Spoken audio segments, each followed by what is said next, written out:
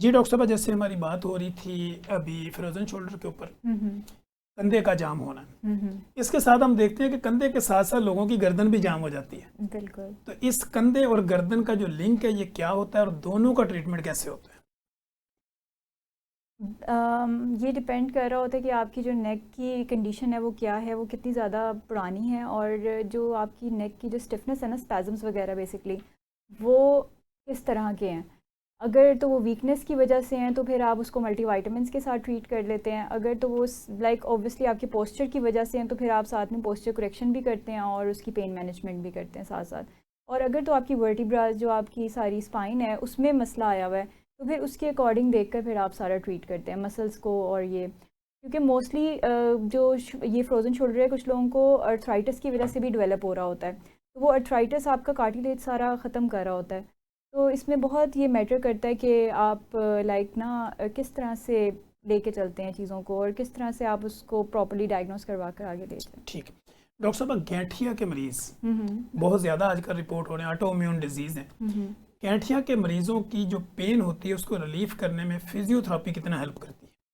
जो इसमें स्वेलिंग है जॉइंट्स की, उसमें फ़िज़िकल थेरेपी का रोल काफ़ी ज़्यादा होता है, क्योंकि जो स्ट्रेंथनिंग आप करवाते हैं स्वेलिंग वगैरह को ख़त्म करने के बाद, उससे जॉइंट्स में थोड़ी बहुत इतनी स्ट्रेंथ होती है कि वो पेशेंट जो है वो वॉक कर सके, चल लाइक इजीली अपनी मूवमेंट कर सके। तो इसलिए वो आप पेन और स्वेलिंग के अकॉर्डिंग जो है वो उसको ट्रीट कर सकते हैं।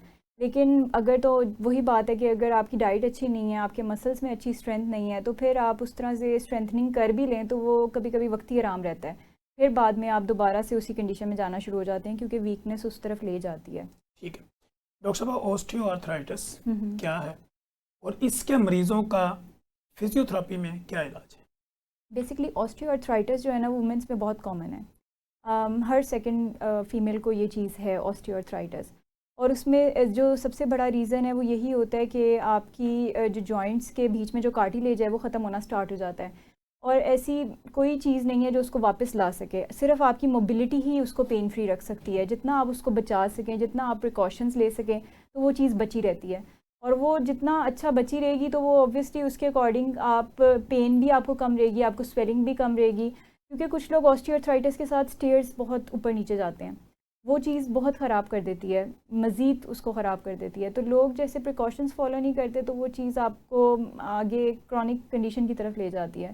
तो इसमें बहुत इंपॉर्टेंट है कि आप पहले, अगर अपने आप को लेके चल रहे हैं किसी डिज़ीज़ के साथ, तो आप उसके अच्छी तरह से उसके पहले प्रिकॉशंस देखें। आप देखें कि आप उसको ट्रीट ठीक कर रहे हैं कि नहीं। और सिर्फ मेडिकेशंस पे रहना भी इसका हल नहीं होता। पेन किलर्स भी आप ले रहे हैं, मल्टीविटामिन्स भी ले रहे हैं, लेकिन दर्दें वैसे ही हो रही हैं, लेकिन आप अपने काम भी वैसे ही कंटिन्यू रख रहे हैं, तो फिर किसी चीज़ का फ़ायदा नहीं होता। प्रिकॉशंस फॉलो करेंगे तो हर चीज़ असर भी करती है साथ साथ, आहिस्ता आहिस्ता। ठीक हो गया डॉक्टर साहब, बेली फैट और लो बैक पेन इनका आपस में क्या लिंक है और इसका ट्रीटमेंट कैसे किया जाता है? बेली फैट जो है ना, वो बहुत से वजूहात की वजह से हो सकता है। वो फीमेल्स में तो मोस्ट प्रोबेबली आप कह लें प्रेगनेंसी के बाद बहुत कॉमन होता है, कुछ के उनका फ़ैट इकट्ठा हो जाता है। तो कुछ लोगों को सी सेक्शन की वजह से भी हो जाता है। तो उन्हीं में अगर जैसे इंजेक्शंस लगवा लेती हैं लड़कियां, तो वो भी जो है वो डेवलप हो जाता है बीच में। ये इंजेक्शन की वजह से लो बैक पेन भी हो जाता है, और उनकी सारी मसल की टोन ख़राब हो जाती है। अगर तो आपकी मसल की टोन की वजह से आपका ये बेली जो है वो इस तरह से फ़ैट हुआ है, तो वो तो फिर एक डिफरेंट चीज़ है। लेकिन अगर आपको जैसे अंदर कोई फ़ैट्स वगैरह हैं आपकी अपनी डाइट की वजह से, तो उसमें फिर फ़िज़िकल थेरेपी इतना वो नहीं करती इफ़ेक्ट। आपको अपनी डाइट को कंट्रोल करना पड़ता है ज़्यादा। ठीक है, हिप जॉइंट के अंदर होने वाली पेन जो कि ट्रेवल करे सिर्फ हिप के अंदर अंदर, हम्म वो उसको फिजियोथेरेपी में उसका इलाज कैसे मुमकिन है? अगर हिप जॉइंट की पेन आपको हो रही है सिर्फ, तो उसमें भी डिपेंड करता है कि आप पहले अपने आप को सारे टेस्ट वगैरह करवाएं, अपना एक्सरे करवाएं, आप चेक करें कि वो जॉइंट पेन क्यों हो रहा है, आपके बोन की वीकनेस ज़्यादा तो नहीं हो गई है। उसमें आप अपने बोन की डेंसिटी चेक करवा सकते हैं कि कहीं इस वजह से तो नहीं हो रहा। तो उसके बाद आप उसकी ट्रीटमेंट की तरफ जाएँ, कि आप जब आपको कॉज पता चल जाए कि इस वजह से हो रहा है, तो फिर ट्रीटमेंट ईजी हो जाता है। आप उसकी पेन को देखें, आप ओवरऑल देखें कि वो किस तरह से लाइक मैनेज हो सकता है। मगर फ़िज़िकल थेरेपी में ज़्यादातर यही होता है कि अगर आपको वीकनेसेस हैं तो उसमें आप एक्सरसाइज भी ज़्यादा नहीं करवा सकते, आप उतनी ही एक्सरसाइज करवा सकते हैं जितना पेशेंट बेयर कर सके। ठीक। तो इसमें आप देखें कि आप अगर हिप जॉइंट की पेन हो रही है तो उसमें आपकी क्या क्या चीज़ें बीच में आ रही हैं, और अगर तो सिर्फ मसल स्ट्रेंथनिंग्स का इशू है तो वो आप फिज़िकल थेरेपी के साथ रिस्टोर कर सकते हैं। ठीक है। इसी तरह हम देखते हैं कि लोगों को डिस्क के बड़े प्रॉब्लम्स होते हैं। उनकी नीचे वाली जो डिस्क होती हैं या तो वो जाम हो जाती हैं या वो घिस जाती हैं या वहाँ पे कोई खला आ जाता है। तो फिजियोथेरेपी इसमें किस तरह हेल्प आउट करती इसमें फ़िज़िकल थेरेपी का रोल काफ़ी ज़्यादा होता है, क्योंकि आपके ना मसल्स की स्ट्रेंथनिंग पे डिपेंड कर रहा होता है ये सारा ओवरऑल। अगर आपकी मसल की स्ट्रेंथनिंग अच्छी होगी तो वो चीज़ बेहतर रहती है।